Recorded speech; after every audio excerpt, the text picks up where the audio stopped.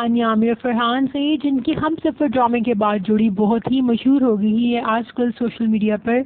उनकी शादी की न्यूज़ के बहुत ही चर्चे हैं, जबकि यूट्यूब पे भरमार लगी है ऐसी वीडियोस की जिसमें बताया जा रहा है कि उनकी शादी हो गई और आज उनका बारात का इवेंट था, आज उनका निकाह था और आज उनका वलीमा है।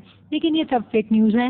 बेसिकली उनकी शादी नहीं हुई, बल्कि महा वजाहत ने अपनी ब्राइडल लाइन के लिए हानिया आमिर और फरहान सीट को एज अ मॉडल लिया है और उन्होंने तमाम दिनों की कवरेज दी है अपनी उस ब्राइडल लाइन में, और उसी रिस्पेक्ट से उन्होंने हर डे का एक शूट बनाकर अपने इंस्टाग्राम पे अपलोड किया है ताकि लोग अपने वेडिंग सीजन में उनकी ब्राइडल आउटलाइन को यूज़ कर सकें। और ये आपको पता चले कि उनकी इस ब्राइडल आउटलाइन का नाम है रांझना, जिसमें ये खूबसूरत ड्रेसेस हैं और उन्होंने बहुत ही खूबसूरत और बहुत ही महारत से वो ब्राइडल वीडियोस और फ़ोटो शूट किया है, जो कि बहुत ही पसंद किया जा रहा है। It's really mesmerising. Well done महा, गॉड